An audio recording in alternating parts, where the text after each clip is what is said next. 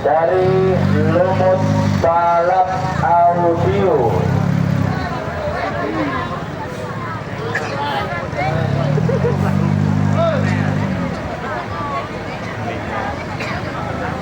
Selamat datang. Kami ucapkan nomor urut 20 warga RT 22B Suko Sumber Pucung yang akan menunjukkan performnya di hadapan kita dengan membawa tema Singosari dengan jumlah personil kurang lebih 70 orang.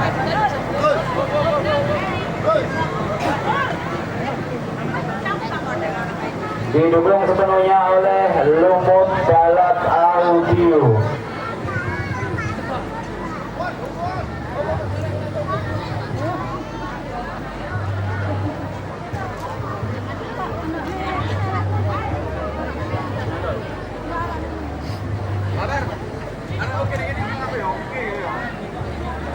Kita sambut yang meriah, tepuk tangannya warga RT 22B Suko Sumber Pucung yang telah juga ikut berpartisipasi dalam karnaval pawai budaya Sumber Pucung spektakuler tahun 2025.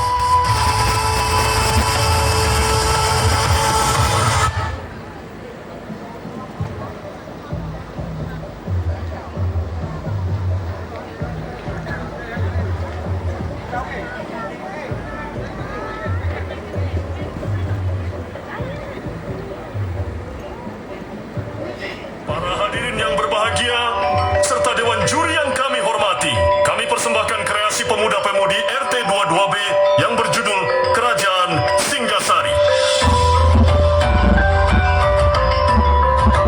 Kerajaan Singgasari adalah salah satu kerajaan besar di Jawa Timur yang didirikan pada abad ke-13. Cerita pendirian kerajaan ini tidak lepas dari tokoh legendaris Ken Arok dan kisah cintanya dengan Ken Dedes yang penuh intrik, ambisi, dan takdir. Ken Arok awalnya hanyalah seorang rakyat biasa yang memiliki ambisi besar. Ia bekerja pada seorang akung di Tumapel bernama Tunggul Amatung. Suatu hari Ken Arok melihat istri Tunggul Amatung, yaitu Ken Dedes, dan langsung terpikat oleh kecantikannya. Pagi itu di taman istana, Siapa perempuan itu? Kecantikannya bagaikan Dewi Kahyangan. Itulah Ken Dedes, istri Tunggul Ametung. Orang bijak meramalkan siapapun yang menikahinya akan menjadi raja besar. Menurut ramalan, siapapun yang menikahi Ken Dedes akan menurunkan raja-raja besar. Ken Arok pun terdorong oleh ambisi dan kepercayaan itu. Kalau begitu, dia akan menjadi milikku. Ia merancang pembunuhan terhadap Tunggul Ametung dengan cara licik, memesan keris sakti buatan Empu Gandring, lalu menggunakannya untuk membunuh tuannya sendiri. Di suatu malam, di desa terpencil, Ken Arok mendatangi Empu Gandring. Empu Gandring, buatkan aku keris yang sakti. Aku ingin menaklukkan takdir. Membuat keris sakti butuh waktu, Ken Arok. Jangan tergesa. Aku tidak bisa menunggu. Ken Arok merebut keris yang belum selesai dan membunuh Empu Gandring. Karena keris ini membunuhku, ketahuilah keris ini juga akan membawa kutukan, membunuhmu dan 7 turunanmu. Ken Arok yang penuh siasat tidak ingin dicurigai sebagai pembunuh Tunggul Ametung. Ia menyusun rencana licik meminjamkan keris pusaka buatan Empu Gandring kepada sahabatnya Kebo Ijo yang dikenal suka pamer senjata. Siang hari di rumah Kebo Ijo, Lihat keris ini. Arok, tajam, dan indah sekali rasanya seperti milik raja. Kau menyukainya? Peganglah saja dulu. Tak usah kembalikan cepat-cepat. Pamerkan saja pada teman-temanmu. Biar semua tahu betapa hebatnya Kebo Ijo. Akan kutunjukkan pada semua. Aku punya keris paling sakti di Tumapel. di taman istana, Kebo Ijo pun pamer keris buatan Empu Gandring pada prajurit-prajurit kerajaan Tumapel. Prajurit-prajurit, lihatlah aku mempunyai keris yang sangat tajam seperti milik raja. Bagus, biar semua tahu kau memilikinya saat keris itu ditemukan di tubuh Tunggul Ametung nanti. Semua jari akan menunjukmu Kebo Ijo. Kebo Ijo tak sadar ia sedang dijadikan kambing hitam dalam rencana jahatnya. Dan malam itu Ken Arok diam-diam mengambil keris dari Kebo Ijo dan takdir pun ditentukan. Di dalam kamar Tunggul Ametung merasa bahwa firasatnya tidak enak dan ia memanggil Ken Arok ke dalam kamarnya. Kenapa akhir-akhir ini kau sering menghilang, Ken Arok? Hamba hanya menjalankan tugas di luar Tumapel.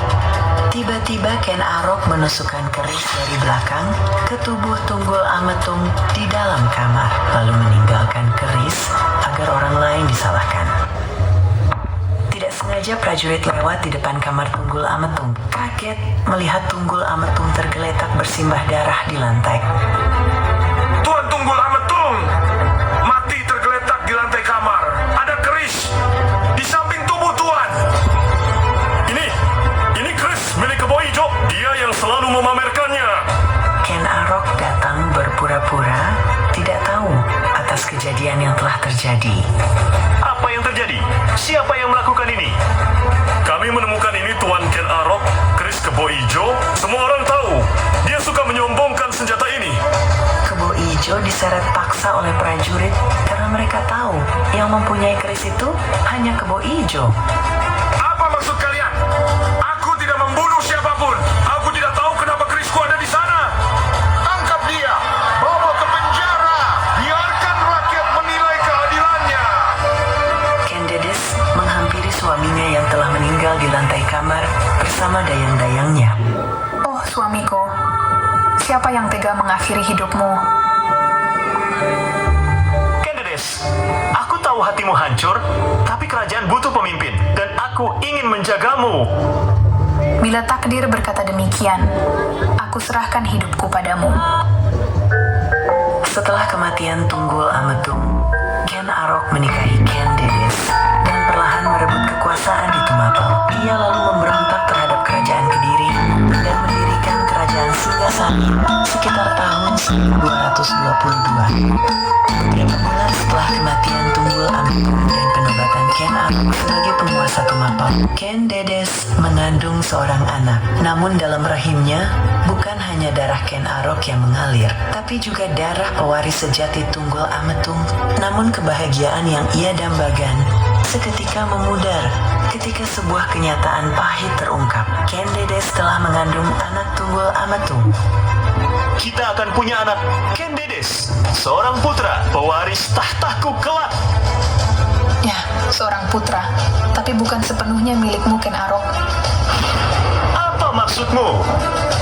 Anak ini adalah darah Tunggul Ametung, dan dia dikandung sebelum kau menghabisinya.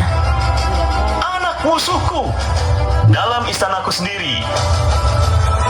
Anak yang dikandung Ken Dedes bukan sekedar pewaris darah Tunggul Ametung, menjadi bagian dari takdir kelam yang diramalkan Empu Gandring.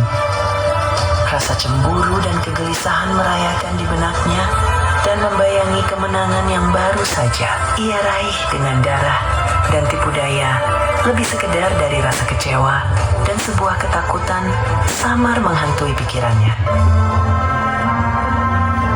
Beberapa bulan kemudian setelah kelahiran anak Ken Dedes dari Tunggul Ametung yaitu Anusopati.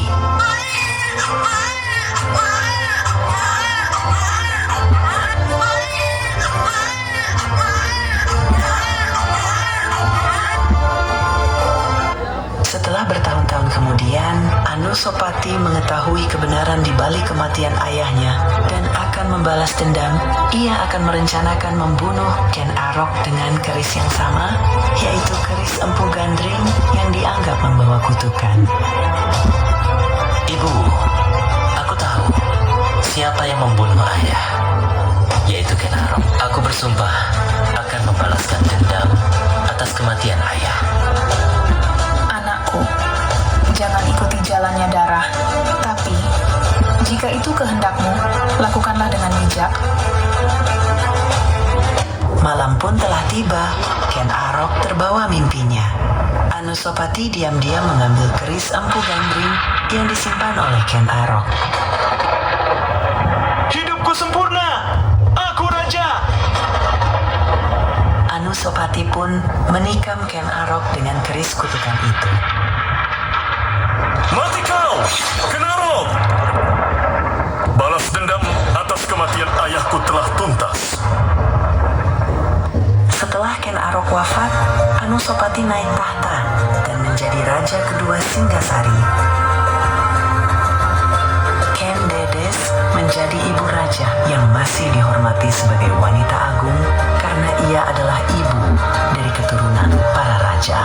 Sebagai perwujudan ramalan bahwa wanita bercahaya akan melahirkan raja-raja besar. Drama kerajaan Singgasari bukan sekedar sejarah, melainkan kisah klasik Jawa tentang cinta yang memabukkan, kekuasaan yang membutakan, dan kutukan yang tak terhindarkan. Ken Arok naik dari rakyat jelata menjadi raja, tapi takdir mengikat hidupnya dalam lingkaran darah.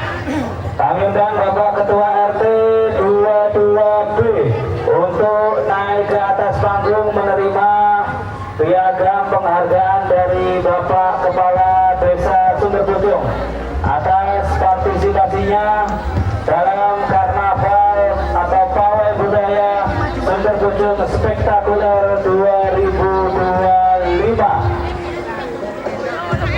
Dan lagi kami undang Bapak RT atau perwakilan dari warga RT 22B untuk naik ke atas panggung menerima piagam penghormatan, piagam penghargaan atas partisipasi warga RT 22B dalam acara karnaval pawai budaya Sumberbojong Spektakuler.